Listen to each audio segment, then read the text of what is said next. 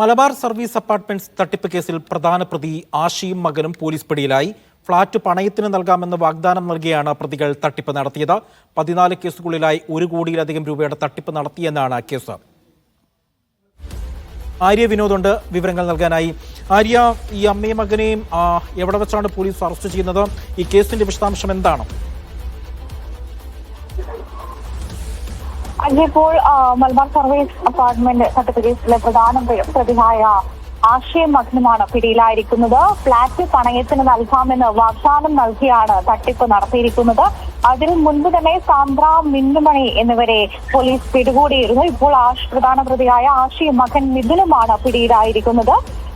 ഇവർ ഒളിവിലായിരുന്നു താമസിച്ചിരുന്നത്. അവിടെ നിന്നാണ് ഇപ്പോൾ പോലീസ് നടത്തിയ അന്വേഷണത്തിൽ ഇവരെ ഇൻഫോ പാർക്ക് പോലീസ് കേസെടുത്തിരിക്കുകയാണ്.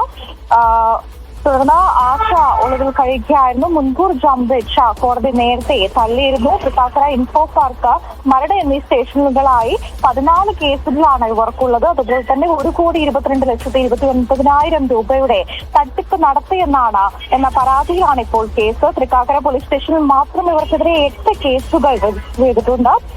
ഇതിൽ മിഥുൻ, ആശയുടെ മകൻ മിഥുൻ എസ് ഗ്രൗണ്ടിൽ നടന്ന അടിപിടി കേസിൽ കൂടി പ്രതിയാണ് എന്നുള്ളതാണ് അറിയുന്നത്. ഫ്ളാറ്റ് പണയത്തിന് നൽകാമെന്ന് വാഗ്ദാനം നടത്തിയാണ് മലബാർ സർവീസ് അപ്പാർട്ട്മെന്റ് തട്ടിപ്പ് നടത്തിയത്.